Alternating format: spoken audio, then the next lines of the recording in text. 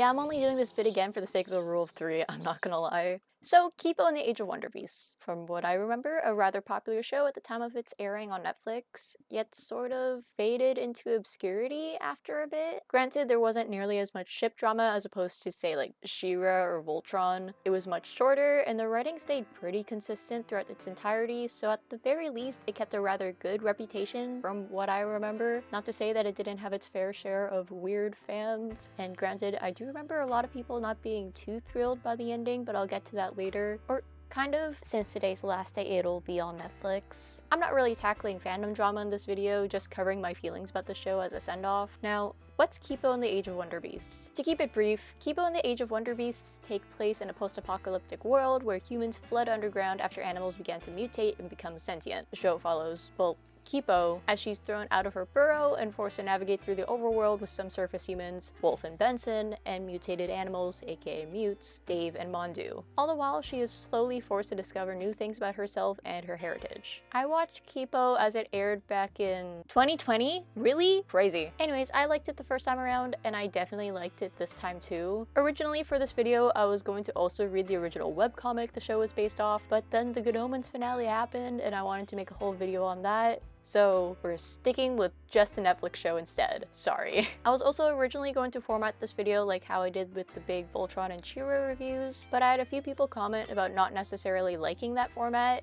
and to be honest, I agree, so we're doing this more in a general review style. And besides, I did the Voltron and She-Ra review like that because the complaints about the writing were a lot more prominent than Kipo, so I don't need to dissect Kipo as much. I'll be detailing what I liked about the show and what I didn't, so you can maybe get an idea if you want to watch the show for yourself if it ever comes up on another streaming service, because I really doubt these shows are actually going to disappear forever, hopefully. Now, before we begin, hi, hello, my name's Mika, and I make art and commentary videos on top of running a small art business where I sell art prints, stickers, acrylic charms, and button pins. You can check out my shop and social links in the description below. Without further ado, let's jump into the video. Kipo spoilers ahead.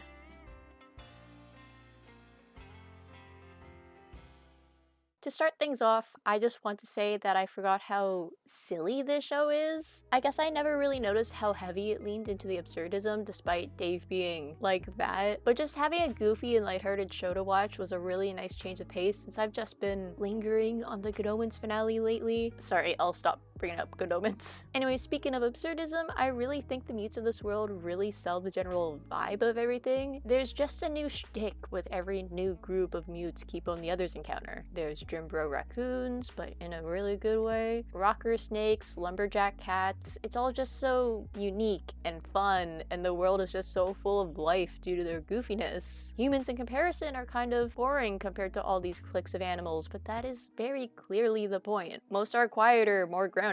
They're also serious in comparison to the mutes. Except for Kipo. She's energetic and matches the vibe of mutes perfectly. She blends right in with the insanity of the surface. And that's not just because she's purple, but at the same time it kind of is. She blends in so well, not because she's also a mute, but because she's unashamedly herself. Kipo's a great main character in my opinion. She acts as a bridge for the viewer to be easily eased into the world of mutes. And on the topic of this, I really like how they had Kipo, the mega mute, more in tune with the mutes, more mute-like while transforming, while Amelia looks more humanoid. It really highlights their internal feelings about the state of the world. I feel like Song also reflects this, since she just looks like a mega monkey, while Amelia looks like that. On the topic of characters, they're actually my favorite part of the show. While I honestly don't particularly care about much of the supporting cast, sorry Yumyun, I do really enjoy the crew we follow. Personally, my favorite is Wolf, but Scarlemagne does unfortunately come in at a close second. They both have somewhat similar arcs that do get acknowledged later in the show, where they're both under the mentality of having to do everything themselves before Kipo comes into their lives, and they're both pretty well done in my opinion. One better than the other, but you could probably have guessed that from the fact I like Wolf more than Scarlemagne. Anyways, Wolf and Scarlemagne were my favorites, and their contrasting aesthetics made their duo episode really fun for me to watch, and Benson and Dave will always make me smile. Their bond is really fun, and while, again, I have thoughts on how it's executed in the show, their flashback episode was really cute. I think Kipo's kindness was really fun. I liked how she tried to come up with alternative options to actually fighting the humans, and it made her eventual decision to resort to violence pretty impactful. The rewatchability of the show is also pretty good because you get to go in with the knowledge that Song is the Mega Monkey, and you get to see all the little hints they sprinkled in. Well, I guess not really little, the hints were actually pretty big. I'm not even trying to make a pun, I'm just being serious. And rewatching and realizing that,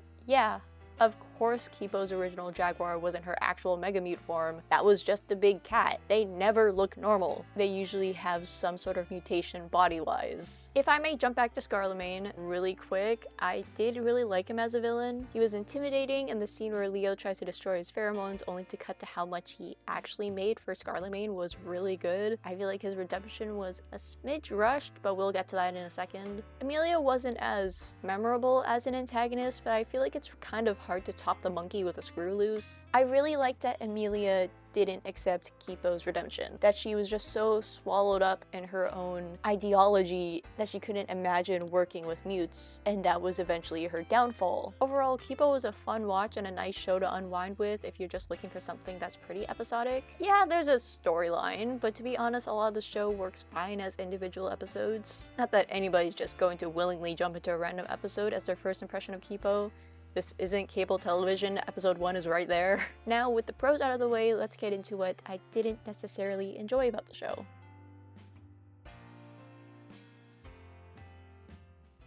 Okay, I know I just praised the show's characterization, but I do have a few issues with it. To start off, I feel like the characters can be rather static, just ironic because I just said Wolf and Scarlemagne changed throughout the show. Benson and Dave don't receive too much development outside of season 1. The most that happens is they decide to stay with Kipo instead of run away like they originally wanted to. I was really hoping we get more development on their dynamic in the mold episode since Benson was being pretty picky about what version of Dave he wanted, but the show basically just drops that immediately.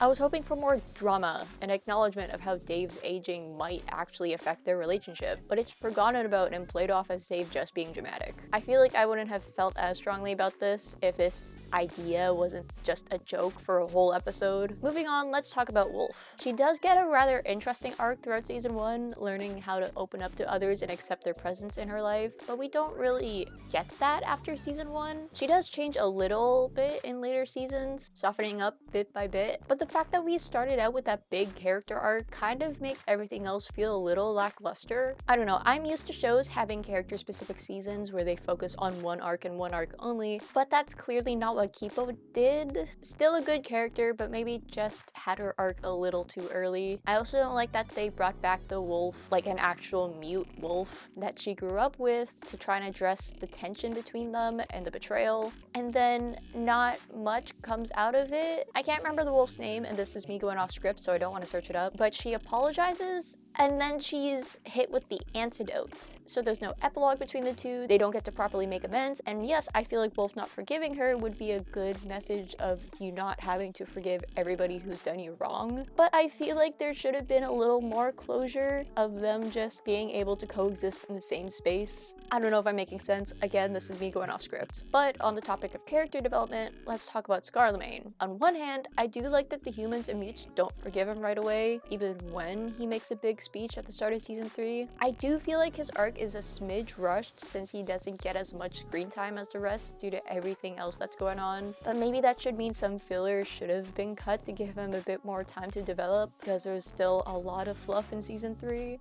But of course, a rushed redemption isn't why I bring Scarlemagne up, his death is. Personally, I was already pretty on everybody at prom forgiving Scarlemagne for literally everything he did, even if a lot of the humans were the reason behind why he flipped out in the first place. But his sacrifice was really the nail in the coffin of his arc, not sitting right towards the end. It just felt unnecessary. Sure, risking his life to save the people he once wanted to rule with an iron fist is a good idea, but killing him off entirely, not letting him see the aftermath of finally earning the trust of humankind and mutes, it really fell flat for me. It made his redemption feel like it was for nothing. I would have preferred if they kept the ending of humans not really forgiving Scarlemagne, but appreciating what he did, if that makes sense. Character writing is actually my main complaint about the show, and my main praise.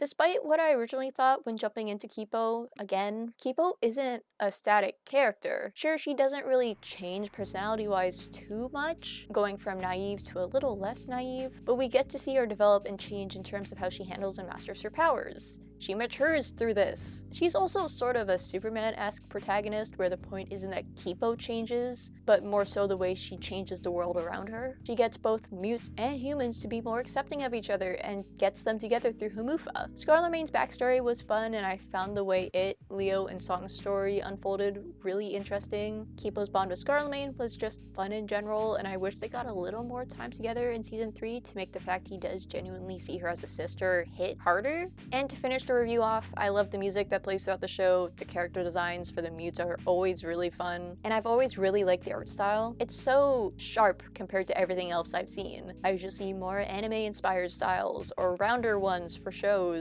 but Kipo didn't stray away from using sharp edges, and I really like that.